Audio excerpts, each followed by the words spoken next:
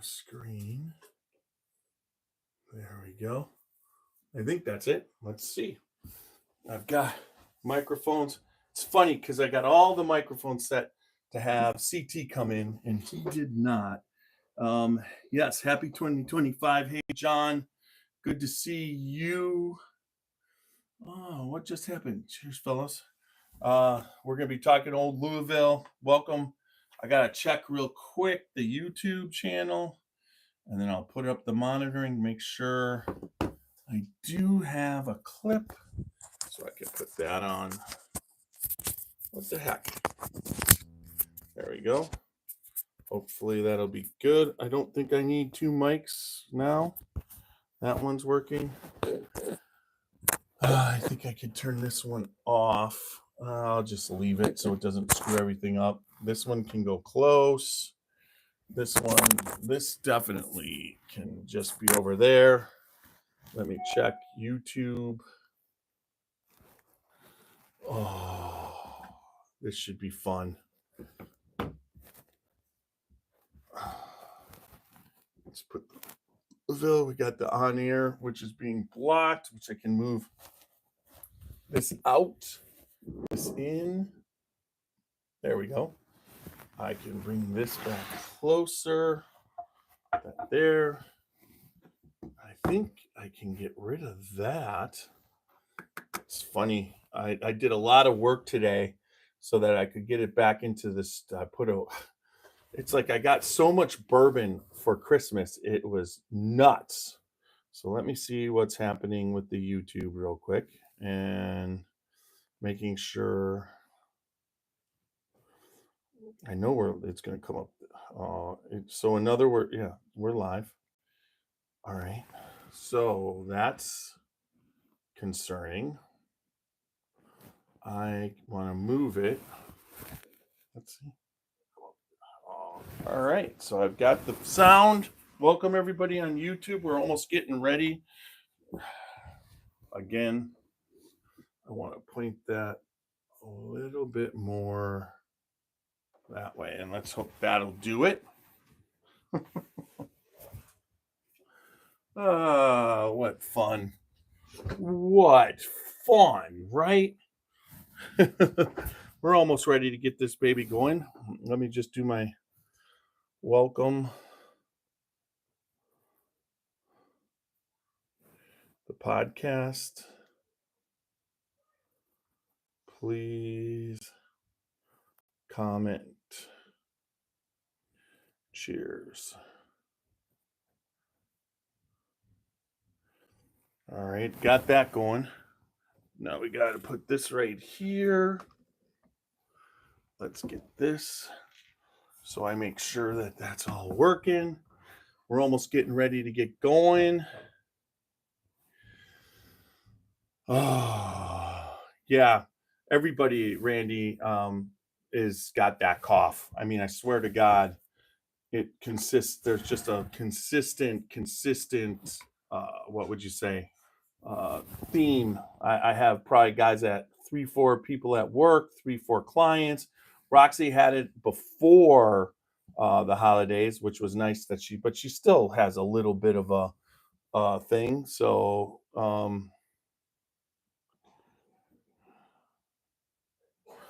all right, Randy, this is the best. Yeah, the only view right now. It's just me tonight. You know how that goes. Consistency is the thing, and here we are again at 8:30 on Thursday. People on YouTube tonight, we're going to be doing this old Louisville. I'm going to show it to y'all. It's an 8-year. Amin is great. We'll cover exactly what old Louisville is, but before that, we're going to talk a little bit on and everybody, I want y'all to give your opinion too. I would say that I would like your opinion of what you think the industry is going to do this year, because last year I think there's a lot of people who were predicting a big downturn and whatever, and there was some of that to an extent, but we're going to talk about what actually, in my opinion, happened. and then we're going to talk about 2025. And I think some of it's going to reverse, but this is just my opinion. But we'll get to that. But in the meantime, I'm going to start the actual podcast. You will hear 30. Let me just turn that down on me because now I don't want to be just listening to myself. I just want to be sure that it's picking it up, right? Picking it up. Hey, Matt, good to see that you're here. Dry 2 weeks of 25, but I'd like to say cheers to y'all. That's dry January. Sometimes that happens. I have not participated in that and probably won't. So that you're I just I need times to not drink a lot. So but at the same time, even leading into this whole uh this whole holiday season, there's not even when I had chances to drink, I think the only time that I really pushed it was that Thursday and Friday right before the Christmas party and the Christmas party, but still didn't overdo it. Didn't have a hangover either day. So all right, so I'm gonna get this podcast rolling. We'll hit start recording. You'll hear a 40-second delay of quiet, and then we'll play the theme song and be ready to rock and roll.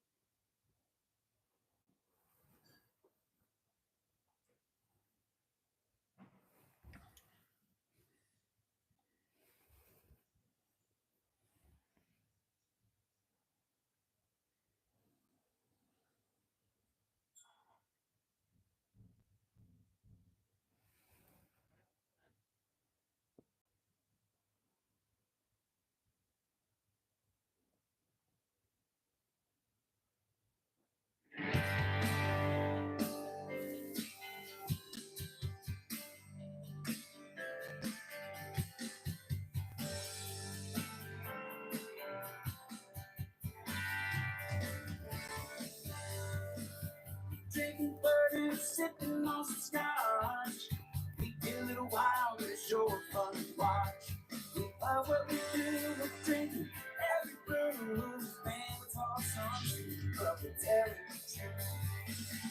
Yeah, we're the Scotchy Bourbon Boys, raising the hell, making some noise. Yeah, we're the Scotchy Bourbon Boys. We're here to have fun and hope and enjoy. We're here to have fun.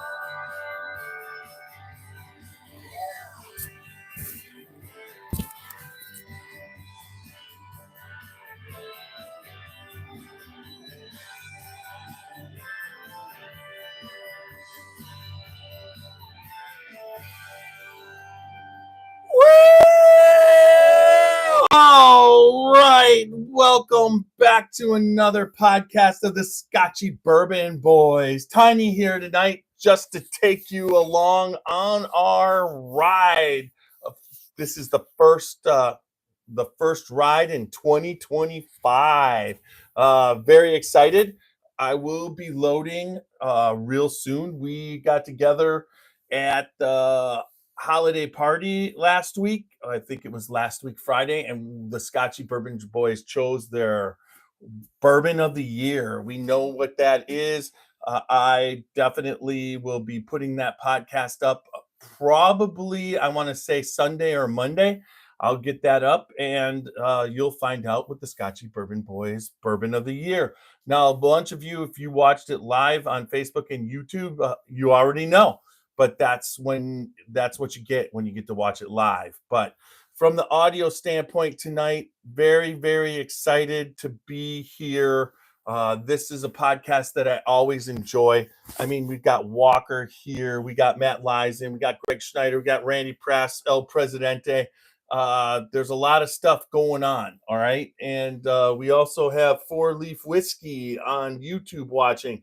Thank you so much. But what tonight we'll start off going over and reviewing the 2025 outlook as far as how the Scotchy Bourbon Boys and myself see the outlook in the whiskey industry, which is a lot different than normally. I mean, I listen and talk to a lot of people. And if you listen and talk to a lot of people, the people in the industry, the people in line, you kind of get a feel for, as a podcaster, you get a feel for what the industry might do in 2025.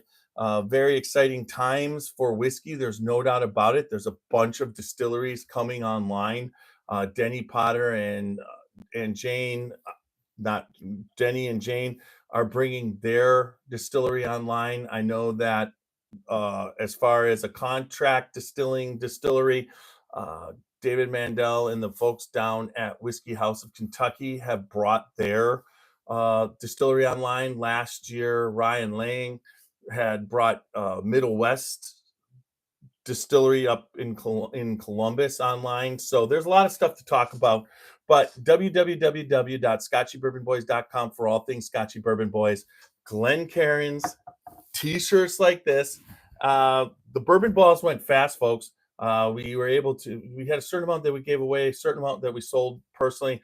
As far as shipping and availability, I think I'm going to try and get Roxy to get at it this weekend. And if we could get those, then those will be the ones that will ship out. But our Woodford Double Oak just sold. I mean, it was gone just like that. It's crazy how fast they go. So hopefully at one point we can get a distillery on board and make these bad boys for them. But so far, a lot of talking and a lot of negotiating, but nothing yet. So then remember, we're on Facebook, Instagram, YouTube, and X, along with all the major podcast formats, Apple, iHeart, Spotify, and any other one that you listen on.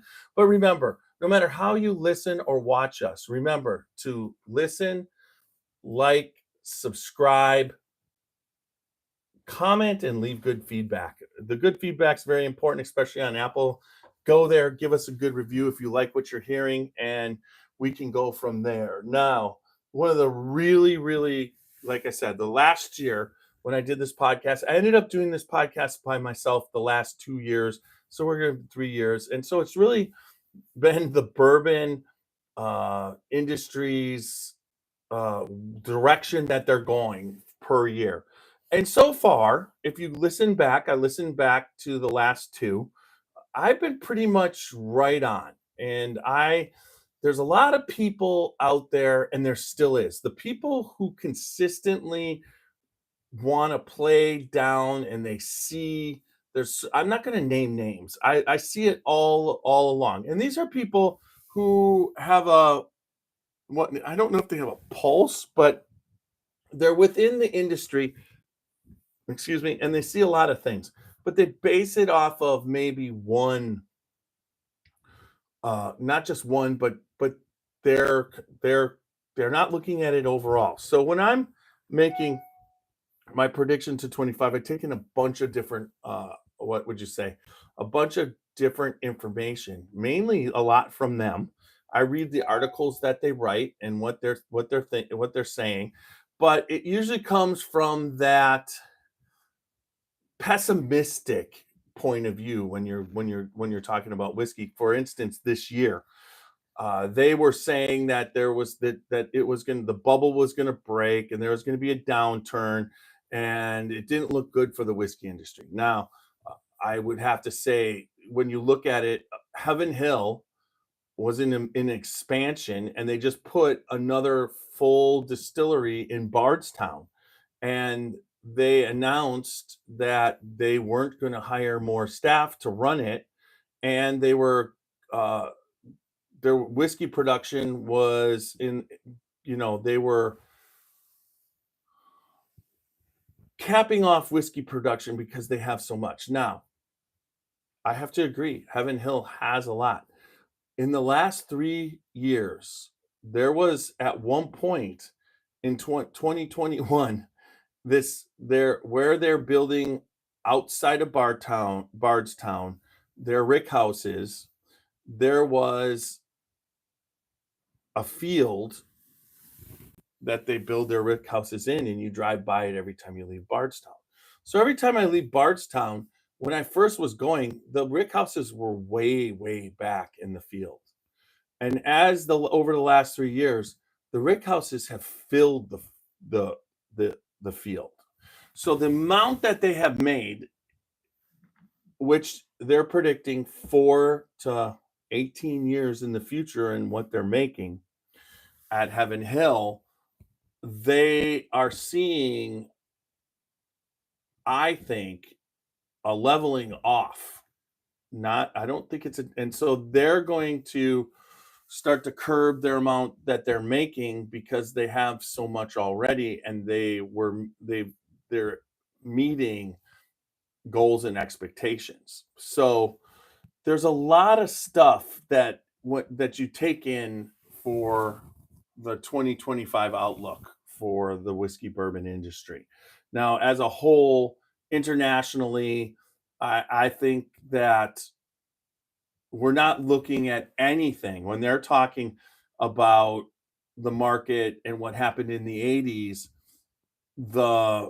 There definitely was this, or the late 70s and the 80s, a turn to clear spirits, a turn to not drink bourbon and whiskey because it no longer was the cool thing to do.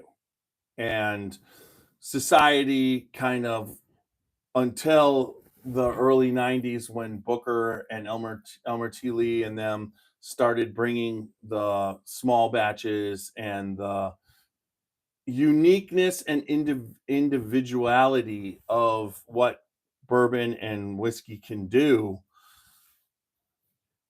they had problems with just it as general. Now, one thing that I have to say is when we're talking about the bourbon market, there's an aspect of the bourbon market that is the everyday drinking public, and then also there is the bar bourbons.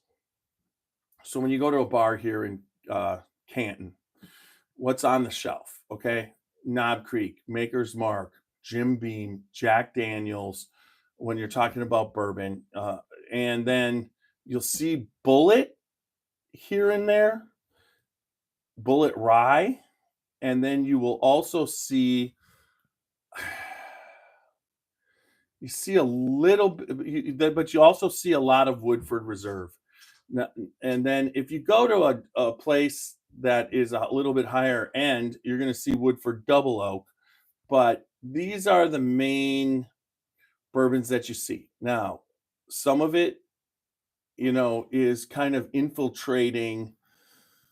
What would you say? Some of it is, you're starting to see some of the allocated reach the bars here locally. So we have a place called the Winking Lizard. We have a place called Harmon's Irish Pub, and they will get some of the allocated releases. Same thing, our downtown, which is called, oh my gosh, having a, it's our restaurant downtown, and they even get some Blantons and what's it called? I cannot remember the name of the restaurant that I eat lunch at consistently. It's just like getting old really, really sucks. But, anyways, so that's one part of the bourbon industry. What people are drinking when they go out to eat, what they when they go to the bar, that, and then also it's the everyday, Jack Daniels, Jim Beam, those Jim Beam Black and whatnot. I'm not talking about the small batches and everything. I'm talking about that part of the industry, which probably makes up 75% of all whiskey sales, in my opinion. The allocated collectible bourbons that are not on the shelf every day, that's another part of the outlook coming. So we're gonna, I don't see a downturn of a whiskey Coke drink but it's funny because depending on what bar you go to, there's a lot of bars, cigar bars with bourbon. Those are still all making it. We've got 3 or 4 different things with bourbon in Canton, and I don't see them going out of business. That's a lot of stuff people have when it comes to the high end bourbons here, especially in the United States. Scotch, and I talked to my liquor store owner, the sales of scotch aren't what they were, five, even, 4 or 5 years ago, even. Um, so bourbon still has, in my opinion, for 2025, a good outlook. I think there's going to be some leveling off. We've seen a little bit of that in uh, 2024. We've seen some brands. I don't know if they're all going to make it, but we've seen places like MG, which is Ross and Squibb now, talking about there was just an article about them curtailing the amount that they're making. There's a lot of whiskey that's being made, and initially, this bourbon boom, as it was happening, was breeding a lot of craft distilleries across the United States. So, no matter what state that you would visit, there was always some whiskey distilleries in Ohio, same thing. And the same thing as you travel around, find those little niche whiskey distillers. And initially, those small distilleries with the pot still or whatnot, they put out some young whiskey that maybe wasn't the best. So they were getting, when I first was getting in 2018, 2019, they were getting a little bit of a bad rap, some of them. I don't see that bad rap happening anymore. Those distilleries have all the ones that make it have all evolved and they're making good whiskey and established themselves as a brand. But there's another part of the industry which I find very interesting, and that is the rectifiers or the blenders. And those are people who take whiskey, and they buy barrels of it from wherever. A lot of people buy their barrels from MGP and start a brand, and they buy those barrels. I mean, I'll give you some examples. Dark Arts buys from MGP. Uh, Penelope was buying from MGP, but now has been bought by Ross and Squibb, and it's become their brand. And basically, Danny and Michael are still involved directly, just making bigger batches of Penelope. And then there's Smoke Wagon out in Vegas, and there's Buzzard's Roost. There's so many different distilleries that use Nulu, that use Watershed for a while was using, and they use the distillate from that Indiana distillery, Ross and Squibb, which at one point 2 years ago, my palate started to get burned out from. There's only so many different ways you can blend and make whiskey from the same distillery. And when you have all these different brands, even our good sponsor, Rosewood Bourbon and Rise, some of that was from Ross and Squibb out of Indiana. And I saw it happening a little bit last year when I was giving the outlook, and it kind of has happened. What happened in so there's a lot of the big guys have responded. What I saw happen in 2024 is the big guys, the Beams and the Buffalo Traces and the Maker's Marks, Heaven Hills, have all responded to the craft distilleries and their special releases and their finished releases. And what's happened is that if you look, when it comes to allocated special releases, that has not actually declined at all. In my opinion, it's gone absolutely bonkers crazy.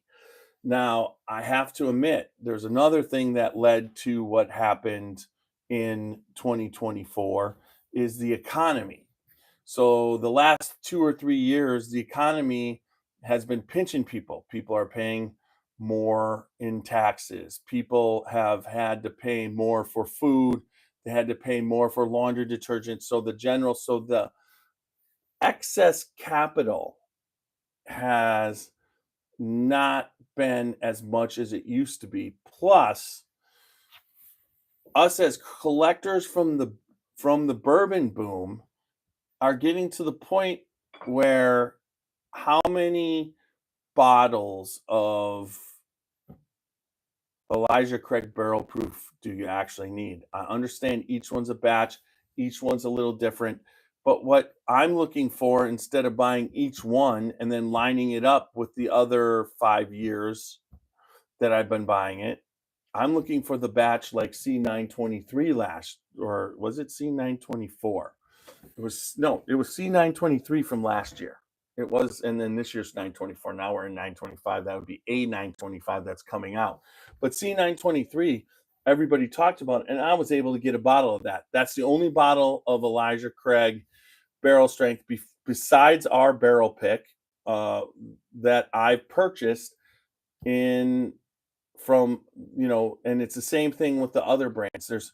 I don't need, but now if you're looking for like Old Granddad 16 came out, I was on board for something like that, something different. We're all looking for something different, but we're all getting to the point where we have enough of the same. So I think that we got to that point right there. So that's where you see a little bit of downturn because of the economy and because I don't know how many more bottles of bourbon I need. And that has curbed some of my spending. And that's why in 2025, I look at maybe it making a comeback a little bit because I might have, and other people might have more, what would you say, expendable or luxury cash to spend. I have to admit, it's just I'm always looking for something. When I go, I don't go. It's much more well thought out. I've gone places where in the past I probably would have bought a bottle or two, but I was at Buffalo Trace and they released Eagle Rare, and I left there without a bottle of Eagle Rare. I don't need 5 bottles of Eagle Rare. I already have 4. That's enough. And I understand it's a little bit different here or there, but I'm not going to be able to drink through this. So the outlook is what I've seen as far as collectors. Ed Blay of Old Stubborn said that definitely a bourbon connoisseur or a drinker of bourbon, he runs a course. There is a course to run where it begins and it ends. That doesn't mean that you're getting out, but there's a point where you've tasted all the bourbons and you've acquired the ones you want. And unless you want to get, you kind of just back off that. And that's kind of what I think happened a little bit in 2024, based off of, yes, we got enough, but we had a time to pause and realize we had enough and we didn't have the capital to just keep going. And I think that's what happened in 2024. In 2025, I see some of that capital coming back.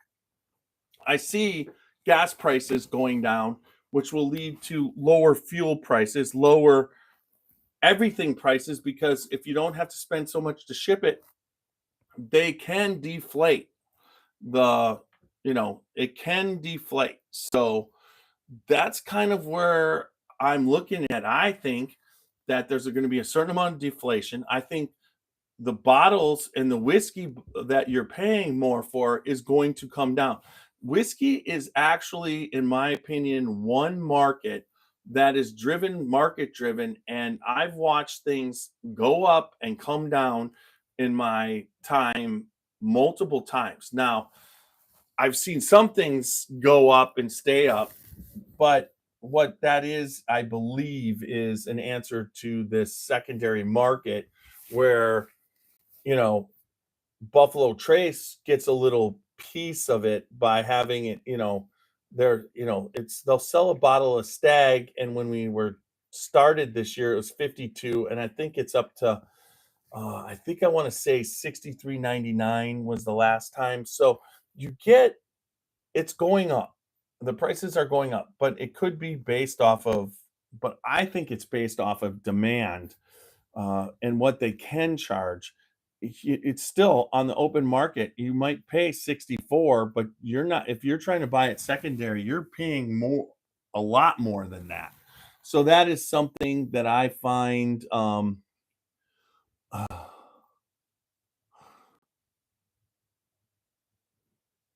that is something that I find very, very, very interesting. Um, wow, that is interesting. But I wonder what that is about. I want to see how that works. Yeah, interesting. We're doing all right. Yeah. Okay. So my outlook for 2025 is 100% that I see the growth to continue. I think some of the stuff that has backed off. The Ross and Squibb blenders and rectifiers, I think we'll see a couple brands uh, stabilize that you weren't sure. I think that you're not going to see a lot of new ones. I think that market has become exhausted. There's only so much of it you can drink, and it all starts to blend together. It definitely, between brand to brand, you can taste who's using what distillery to blend and make their whiskey. There's only so many different ways you can put it out there. Now, as far as the rectifiers go, um, some people do a little bit extra. But when we're talking about then putting it into finishing barrels, I really think the people who are creative in what they're doing and how they're doing it and how they're keeping, those will be the people that will survive this. But there'll be some people who have been putting something on the shelf and people, it ran its course, and I can see some of those uh dropping off, put it that way. So, but I am very excited for 2025 because I did not see a downturn in the bourbon market for the allocated bottles that are distillery released, lottery released. I mean, it's just crazy here in Ohio. The part that told me that it was so healthy is that Buffalo Trace came up with Freddie Johnson and did a 3-city tour where they released in each city, I believe it was 6 bottles of Millennium, 12 bottles of Double Eagle Rare, and then they released, what was the other one? There was one other one, but the Double Eagle Rare was out the door, was 3,500. The Millennium was 8,300 out the door. And at every one of those places, they did a lottery ticket thing and they sold all the bottles. It was nuts that the amount of people paying that kind of money for that, for bourbon. and it was crowded, and some people didn't get anything. And just the state of Ohio has been very creative about sending us on. They send us on wild scavenger hunts to get tickets for different type of releases.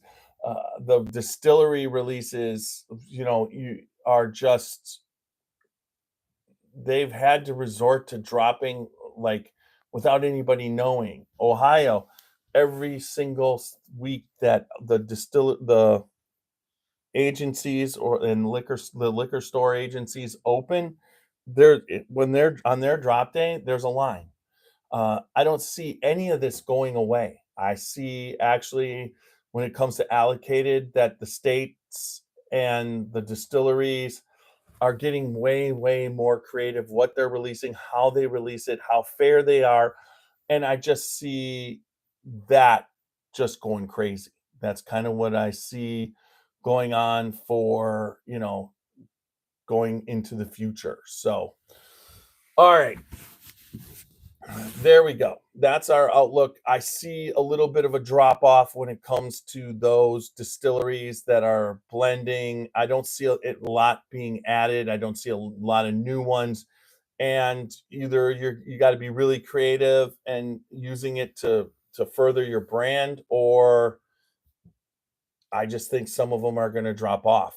And you know, there's there's reasons for the drop off. I mean, you can't just expect to come to Ohio and put your bottle that you blended on the you get with the state of Ohio. You got to come up here, and when somebody's making a decision, if you've met them and talked to them and told them how much you put into blending this bourbon to make it good, people are going to pick what you're doing off the shelf.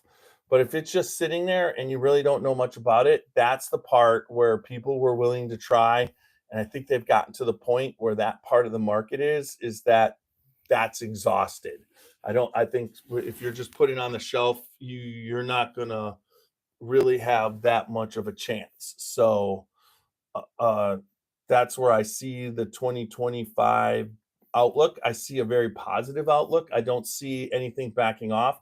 Some of the distilleries, when they talk about backing off what they're making, they're not talking about now. They're talking about what they're seeing in 5, 6, 7, 8, 9, 10 years from now. And that's always a tricky thing because they not only do they have to figure out how much they're going to make and bottle, but they also have to figure out how much, not make and bottle, but just make and barrel. But they also have to figure out how much they're going to bottle and take and blend and do all that stuff. So there you go. That's my outtake on that. And we are going to do the old Louisville, and we're changing the name from barrel bashing to barrel banging. So we are going to do our first ever barrel banging session, and we're going to do it with our sponsor of the barrel banging session, Old Louisville Whiskey Company. So I have a little bit on this right here on my iPad. Let's see if I can actually read it. There's something special about a family owned business. When you patronize one, you can't help but feel like you're supporting something bigger than just the product or services being offered. You're supporting dreams, goals, and ambitions. You're supporting a legacy. That's what you're supporting when you purchase a bottle of our whiskey here at the Old Louisville Whiskey Company. It all started with a husband and a wife duo, Amin and Beth Carraud, who have a passion for whiskey and a love for their historic Louisville neighborhood. After selling several properties in the area, including the local favorite Red Castle Liquors, the Carrouds decided to invest their money into starting their very own Kentucky whiskey company. The Old Louisville Whiskey Company is much more than just a bourbon brand. It's a labor of love for Amin and Beth. They These self-proclaimed whiskey aficionados have put their heart and soul into creating a product that honors both the rich history of the old Louisville neighborhood as well as the long-standing traditions of Kentucky bourbon making. They wanted to honor old Louisville neighborhood known for its gorgeous Victorian mansions with a whiskey brand that would celebrate tradition and history, and that's exactly what they did. Old Louisville really is where we learned to trade, where we learned the trade of whiskey and gained our bourbon knowledge, said Amin. Much like the neighborhood, we wanted to release a whiskey that was aged properly. It took patience, but it's been well worth it. A perfect example of their commitment to higher quality over quantity is evident in the care that goes into each bottle of their small batch bourbon. They use premium spirits and age their whiskey for a minimum of 7 years before bottling it by hand. Each bottle is truly a work of art, as unique as the historic neighborhood it pays tribute to. When you take a sip of Old Louisville Whiskey Company bourbon, you're not just enjoying a great drink, you're also honoring tradition, history, and family. That's something we can all raise our glass to. Um, so that's me, CT, Super Nash have gotten a chance. You can check out Amin's podcast with us. I believe we've done two, one in the Karud. Yeah, that's what I think I said. Yeah, I'll check with I think so. We did those podcasts right there in the studio. One time it was while he was in the barrel aging room, and another time we were in the barrel aging room, and which is now has a pot still in it, so that's kind of cool. Actually, CT one day was there and was helping him put it together. But Amin likes to. He has a collection of whiskey barrels in his whiskey warehouse.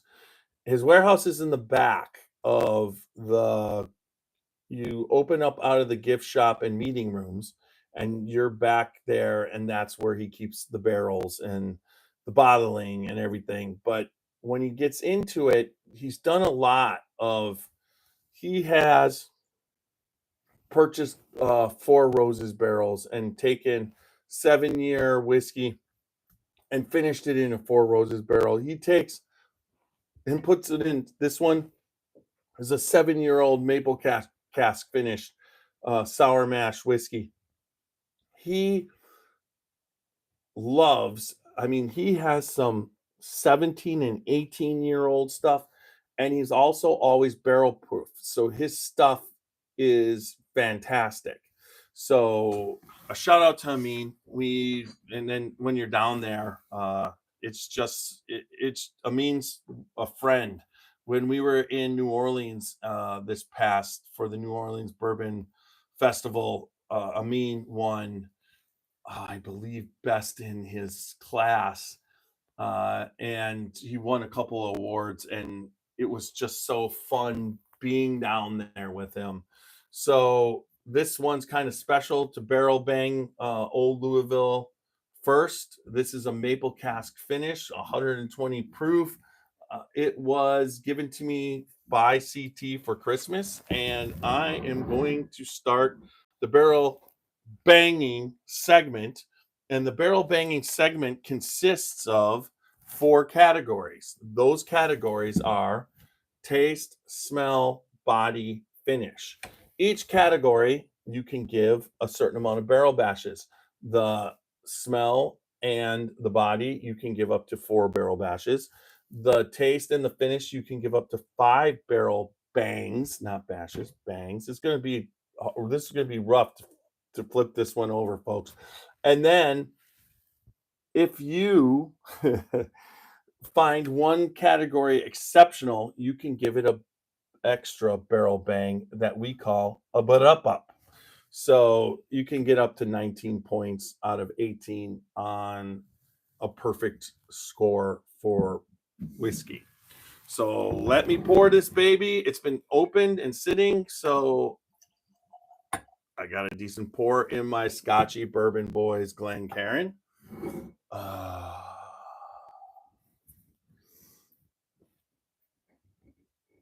Put that down, put that back. I'm even going to put it in its little bag. I've had a 7-year that I purchased right off the bat. It's a double oak, French oak, a double French oak that I got initially, but it's bottle number one and it's got my name on it. He wrote tiny. So I've stayed away from opening that, and I've got samples over there, but this is really cool to be able to get this maple finish. And I believe we don't do a lot of barrel banging on finished bourbons, but we're going to today. So cheers, folks. I'm going to give this a nose.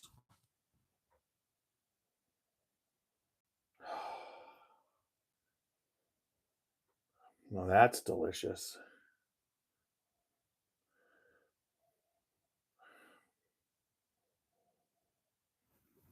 This one is like, I mean, you're smelling the maple. It's like maple syrup alcohol. Spiked maple syrup. I'm trying to pick something else up besides. There's no cherry. I know CT gave me this because he was definitely in this barrel. All right, 8 years. Here we go. I'm going to try not to choke.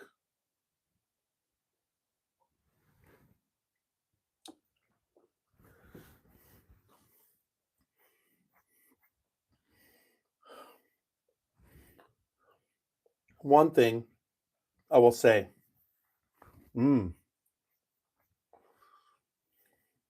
a maple apple cinnamon fritter. That's what that tastes like with the char. But I will say that amines barrel strength are always, I don't know how full, are always full proof. I mean, the hug I got off of this is unbelievable.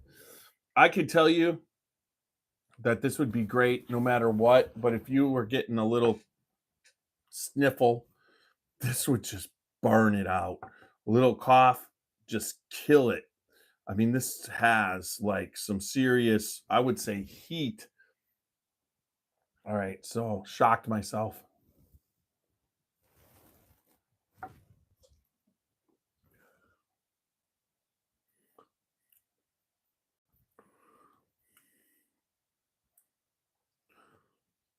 Wow, that is interesting.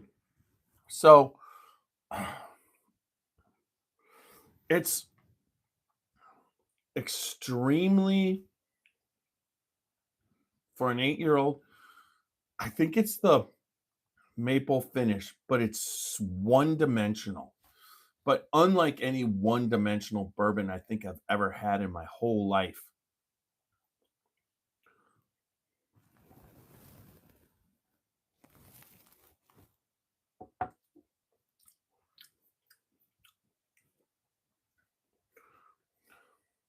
All right, we're going to barrel bash this baby. Barrel bang. I can't keep. That's what you're there for, Walker. You're just going to, every time I say the other word, you just got to let me know. No, actually, I think, Walker, you should count how many times until I get it down to 0. But right now, it's what? So I'm going to barrel bang this. And the first part is the nose. It picks up a lot of. This is a really good nose. It's got there's an ethanol aspect that actually stings your nostrils. Oh, it's so good. But there's a little cinnamon, and it's maple. Oh, I'm gonna give it a 3. 3 bangs. Bang, bang, bang. All right. So 3 on the nose. Let's go to the body.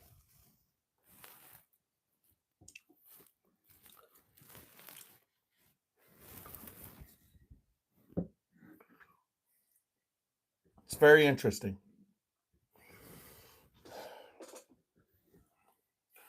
It drinks, it should at 120, and the amount. So the heat goes everywhere, but the taste falls short on the cheeks. It's everywhere else. So, and in the glass, let's see, let's just roll this baby around.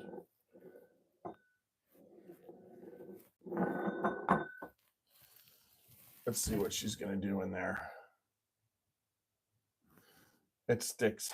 I mean, it is so thick that it just coats and it doesn't even want to drop. All right. And then when it starts to drop, the legs are long, like long and thick. So seeing that the way it's dropping into the glass, but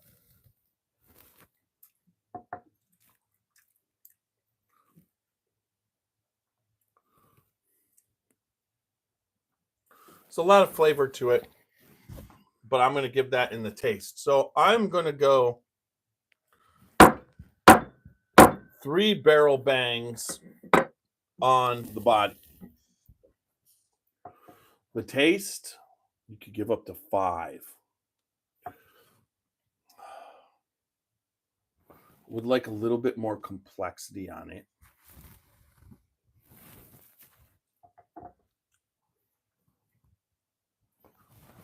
Give it a 4 out of 5. And then if we're going to go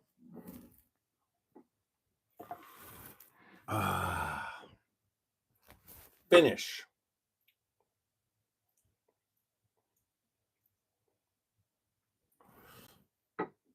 the finish is a spiced, it's kind of like sucking on a butterscotch candy after you just had a cinnamon red hot candy. That's what the finish is.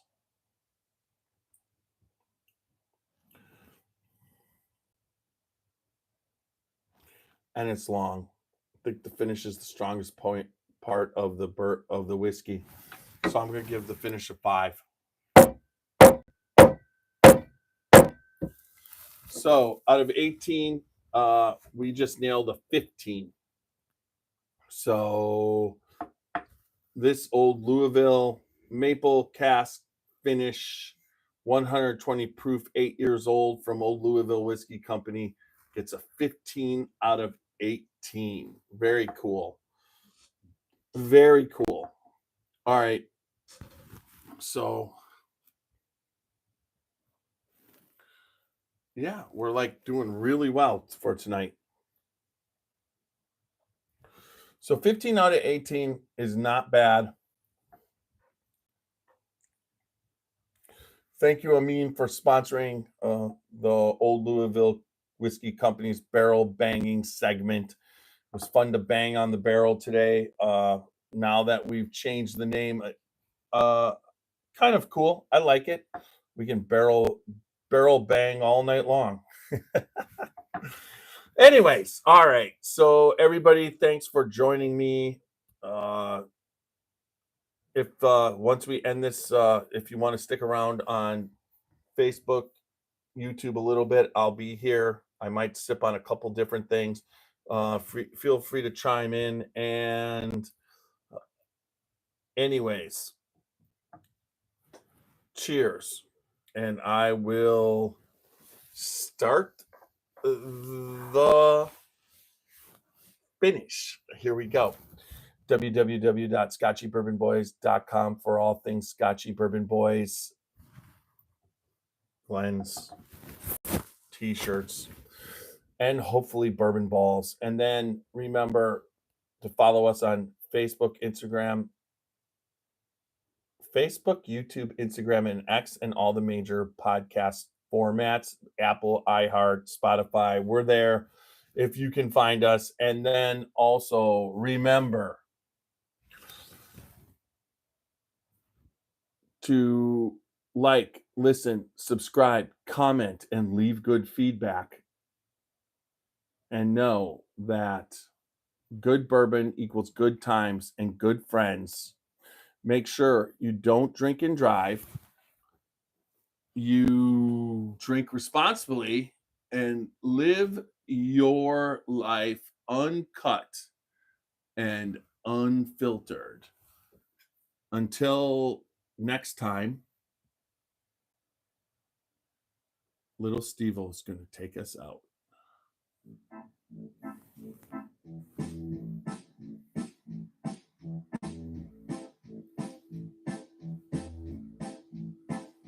Oh, show me the way to the next whiskey bar.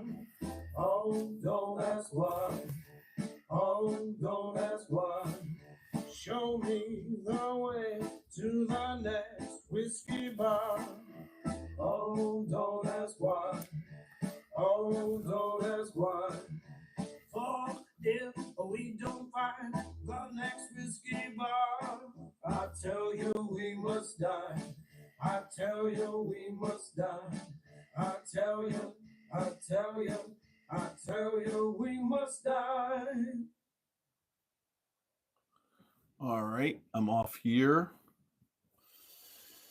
All right, I gotta quick save it, folks. Don't have to do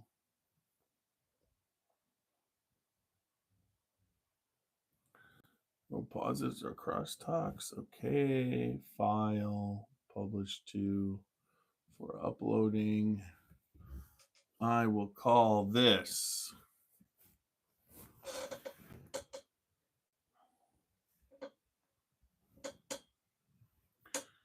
Bourbon Outlook.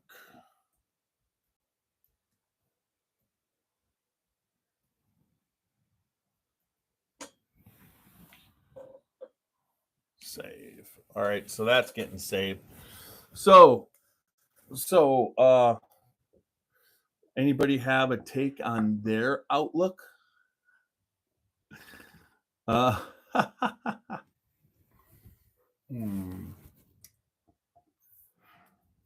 Anyways, I don't even know how somebody could get on my. Oh, that's because I posted in a different group. So what y'all sipping on tonight? Anybody got anything that they could put on there? Let me know what they're sipping on. Maybe I got some of it.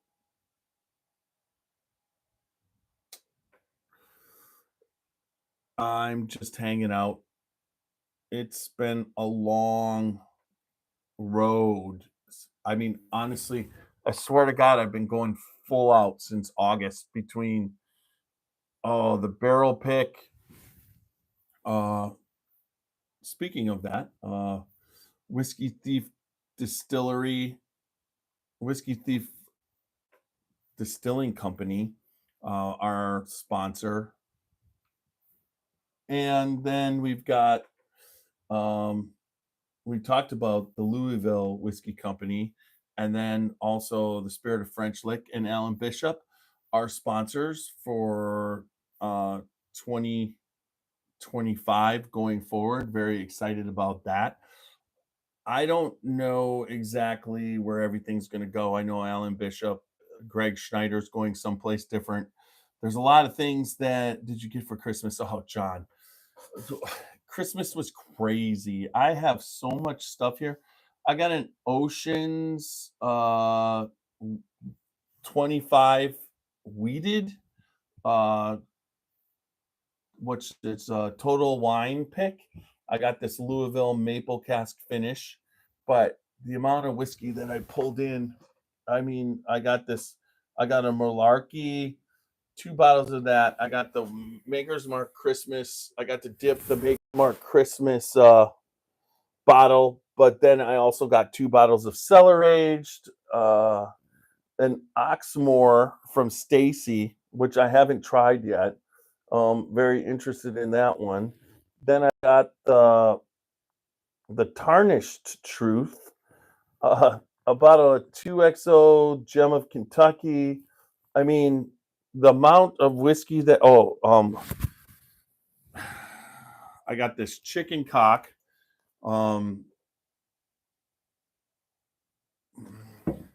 which was the private cask from the Commander's Choice, and it's got a picture of Fort Knox on the label. I mean, that is freaking cool. Thank you for that, Walker, for Christmas. I got a bottle of not only did I get 2 bottles of 2024 cellar age, but then I ended up with a bottle of 2023. I was able to pull in. I also got a Larkin single barrel from whiskey, I.W. Harper for Roxy, that uh, EHTL or barrel proof batch 13. So yeah, hitting some Maker's Mark the Heart release right now. Now I've not had that one.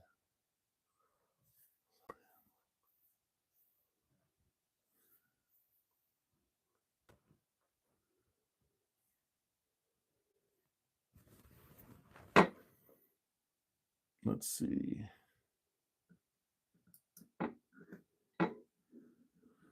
Yeah, I agree with you, Walker. I don't. Heaven Hill is the one distillery I don't ever get a. You can't put your finger on the pulse because the way that they conduct their distillery is so different than any other distillery as far as certain aspects of how they run it financially and within the community. So it's hard to get a take on Heaven Hill. Since I've been a part of this, I mean, they always talk about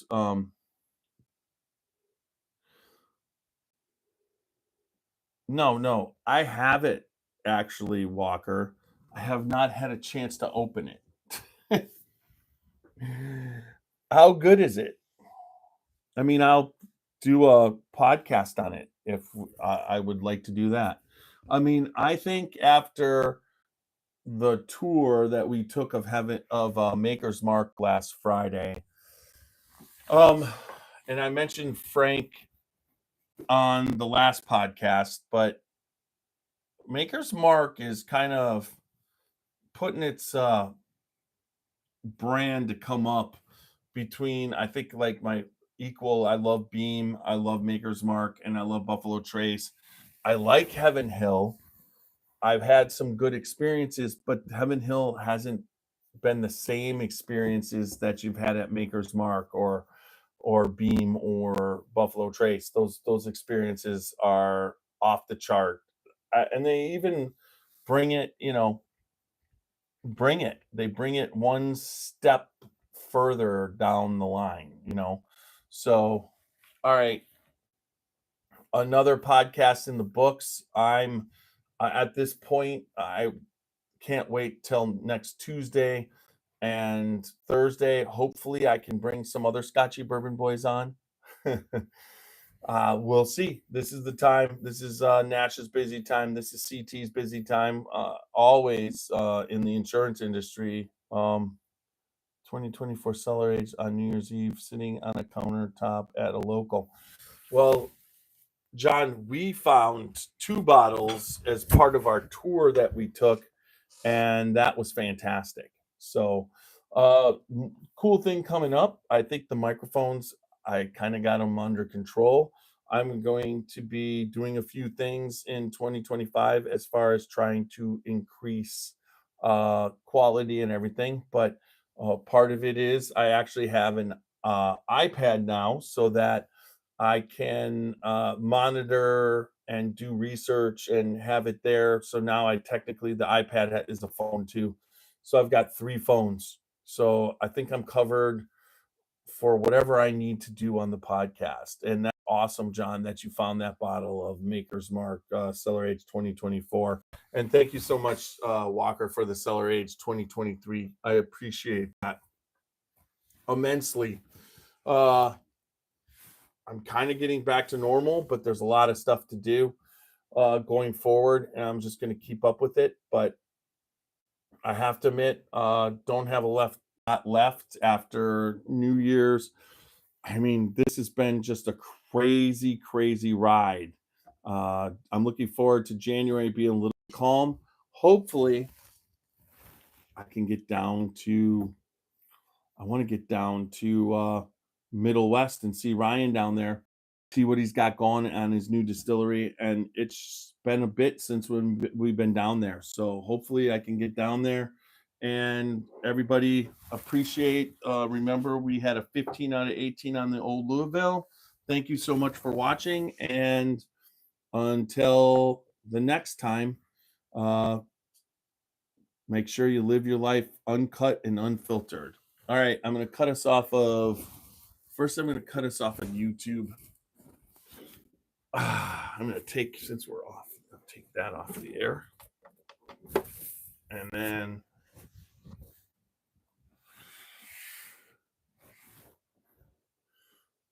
all right, there we go.